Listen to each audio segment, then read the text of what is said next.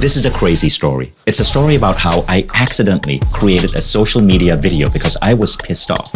And this video got 50 million views. It became the biggest story in my country for 7 days. It caused other countries to change their laws around food marketing.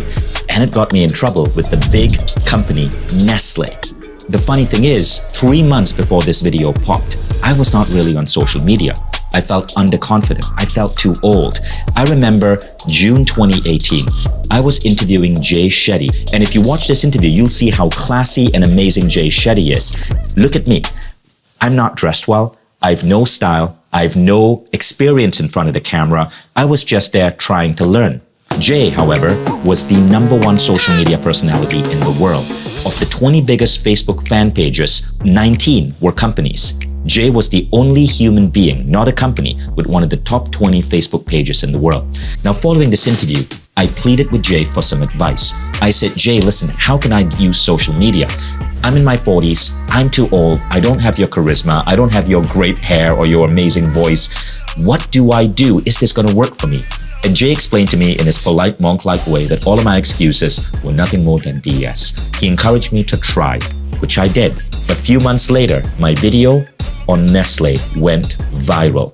I'm gonna break it down to you so you understand exactly what happened and how you can leverage social media as well to create change in the world that you want to see. And the best part about this lesson is this.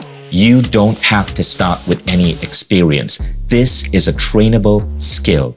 So the first thing that happened was this. I understood the importance of mindset.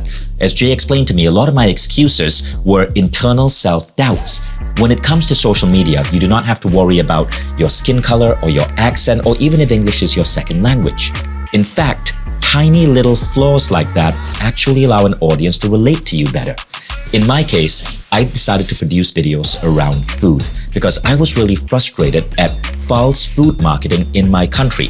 It started with this article in the New York Times. I read that Malaysia, the country I was born in and the country I was living in at that time, was the fattest country in Asia, and how companies like Nestle were actually funding the food nutrition advice from the Malaysian government. Nestle had popularized a drink in Malaysia called Milo and was positioning it as a health drink. In my video, I pointed out that if you read the back of a Milo can, you will see that Milo is 40% sugar, except Nestle uses fancy words to avoid actually labeling it sugar. Now, that's when I did one of the first social media tricks, which I think is useful to learn. This comes from the great speaker Lisa Nichols, and it's called Show Me, Don't Tell Me. I held up a Nestle can and I used a blue marker to color the portion of that can that was pure sugar. That was the first hook. In the rest of it, I shared the New York Times article. I appealed to the people of Malaysia. I asked people to question Milo, and the video took off. For 7 days, it became the biggest news story in Malaysia. The thing is, I became the subject of crazy amounts of controversy. Nestle is the biggest company in Malaysia, and because they are the biggest advertisers in Malaysian newspapers, the press banned me. I got silenced by traditional media. Radio shows that at one point were asking me to come on for various interviews completely banned me. I could no longer get on because they didn't want to lose Nestle as an advertiser. But yet, thanks to you guys, and particularly thanks to people who shared my video, Nestle ended up in a bit of a bind. While Nestle still had a strong foothold in Malaysia, other countries like Australia and New Zealand cancelled Milo's health ratings, and Nestle lost its health stars in both Australia and New Zealand in a few days after the video. Part of my mission had been accomplished. I'd raised awareness of how awful Nestle's marketing practices were. But it all started because I'd taken a plunge and decided to overcome my self-doubt and figure out the workings of the social media game. Now, how does this apply to you?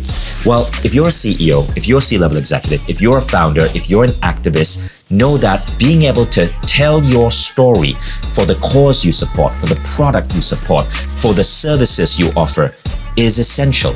And if you can learn to leverage social media, this is the best way to gain leverage in today's world.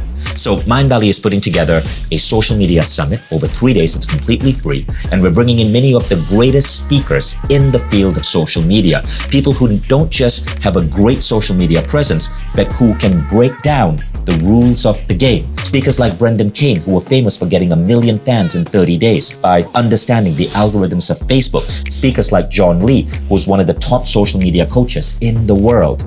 And I'll be sharing many of my tips as well. We'll also be bringing in incredible Mindvalley speakers to give you the mindset, the confidence, the charisma to get in front of the camera and do your thing. And the summit is completely free. Tune in on Zoom and invite your friends. All the information is in the link below this video.